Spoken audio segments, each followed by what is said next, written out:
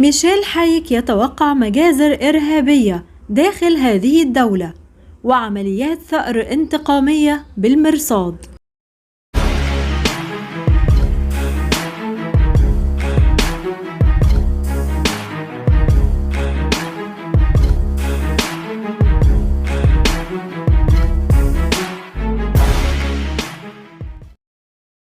اهلا بحضراتكم معانا في قناة الابيض تي في وحلقة جديدة من حلقات التوقعات، واللي هنتكلم فيها النهاردة عن توقعات ميشيل حايك الخطيرة لدول العالم.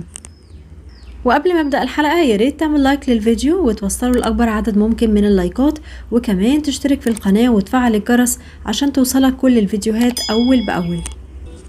بيتوقع ميشيل حايك ان خط هتلر والنازية على الساحة الألمانية من جديد، وأنجيلا ميركل ووضعية مقلقة على مرأى من جمهور. كمان بيتوقع ان إيطاليا هتكون على موعد مع نكسة كارثية في عالم المواصلات، استهداف مركز حكومي في إيطاليا، حالة من الذعر في إيطاليا وخلل في فريق ريال مدريد، غيمة سوداء في أفق الطيران الأسباني، وما يحدث بين أسبانيا وكتالونيا سيشبه الربيع العربي، فضائح في البيت الأبيض ومغادرة بعض سكان البيت الأبيض وعلامات شؤم، كشف التدخل الروسي في الانتخابات الرئاسية أكتر وأكتر، بعض من الذعر في وول ستريت وخطر بيهدد حياة جو بايدن. كمان بيتوقع طوارئ على أرض أحد المطارات الكندية وانتعاش الاقتصاد الكندي بعد نكسة، وأيضا صاروخ من كوريا الجنوبية هدفه تحريك ملف السلام بمفهوم جديد. شايف كمان ان كوريا الجنوبية هتكون على موعد مع تحولات جديدة هتهز كوريا والعالم. ايضا بيتوقع ان الارهاب مصر على اثبات وجوده في استراليا، وحملات حكومية ومدنية بتطرف معاكس لترحيل الفكر الارهابي من استراليا. بعض تعدي على القوانين الأساسية بيجعل المهاجرين لإعادة حساباتهم للهجرة من أستراليا وإليها. علامات تجارية كبيرة منها شركة أمازون برسم الاهتزاز. والإنتربول يتحول لحديث للناس. الكشف عن أسرار الكائنات الغريبة عن الأرض. الكشف عن جريمة كبيرة محورها رجال دين كبار في الكنيسة. هزة كبيرة في عرش ملكات الجمال. صدمة بين مغردي تويتر بعد مشكلة. أحد فروع ستاربكس وغيره من مجال القهوة لن يبقى فقط لاحتساء القهوة. أضواء العالم على اسم بيلي. مؤسس فيسبوك وعائلته في قضية كبيرة. يوم الجمعة الذي يصادف 13 من الشهر سيشهد حادث أليم ليثبت اعتقاد يوم 13 الشؤم. فرنسا ورئيسها في خطر ويختار الإرهاب أحد مطارات فرنسا مسرحا لعملياته. خبر مثير عن السيدة الفرنسية الأولى. شعبية الرئيس ماكرون على المحك. ما سيحدث في قصر باكنغهام لم يحدث سابقا. الأمير هاري على موعد مع فرحة غير مكتملة. جمهور المغنية آديل يصاب بصدمة. سقوط طائرة عربية ومشاهد غير مألوفة لأمواج البحر المتوسط. تهديدات لرئيس وزراء بريطانيا تبقى فقط كلاما.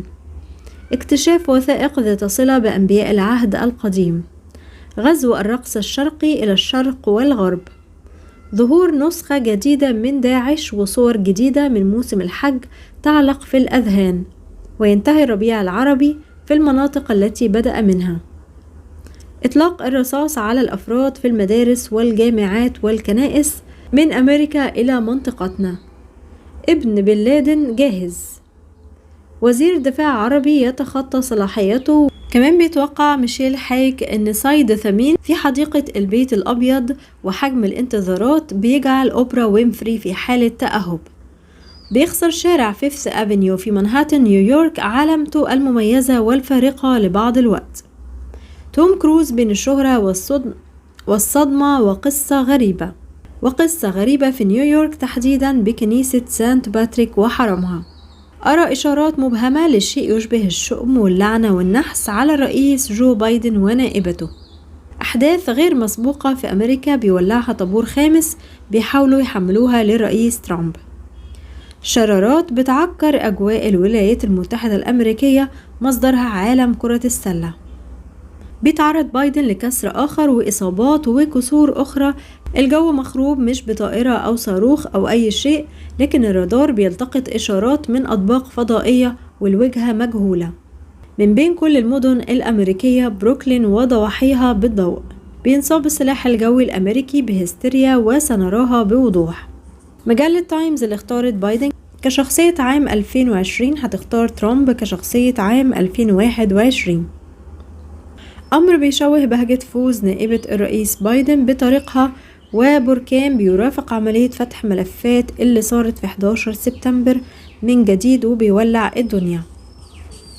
كمان بيتوقع ميشيل حايك ان المعارض الروسي هيسجل كذا نقطة، والنقاط دي هترسم حواليه دايرة جديدة من الخطر. بيترفع الغبار عن ملف الجاسوس الأمريكي سنودون اللاجئ لروسيا، وأيضا سلاح الغدر موجه إلى بوتين، والهدف الجوي هويته روسية. بيتوقع كمان ان 10 داونينج ستريت بيفقد سلامه لبعض الوقت. مستجدات بتدعي جمهور مستر بيم للتأهب. الإرهاب بيلقن الإنجليز ببلدهم وخارج بلدهم بعض الدروس. حالة طوارئ بعالم الطيران البريطاني، ومش هيقدر جونسون يأمن لنفسه حزام الأمان من سلسلة أزمات. بترجع ألمانيا تتصدر كرة القدم الأوروبية، وتحركات شبابية ذات نزعة نازية داخل ألمانيا وخارجها.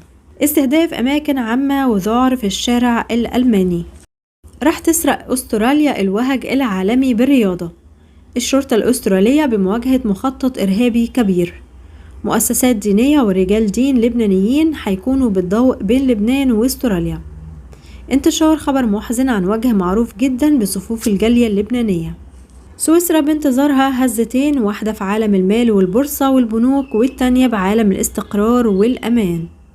موجة استنكار وغضب على حدث مرتبط بساحة القديس بطرس وبولس الفاتيكان. اهتزاز معالم معروفة عالميا في إيطاليا. ومن أخطر توقعات ميشيل حايك أيضا إن مسلسل الأبراج الأمريكية مش هينتهي، ومجازر إرهابية هتكون داخل روسيا وعمليات ثأر خارجها. متابعينا الأعزاء، بكده نكون وصلنا معاكم لنهاية حلقة النهاردة من أهم وأخطر توقعات ميشيل حايك للعالم لعام 2022. بشكركم جدا على حسن متابعتكم. ما تنسوش تعملوا اللايك والاشتراك في القناة، وهنستنى تعليقاتكم. ودمتم بكل الخير والحب والسعادة.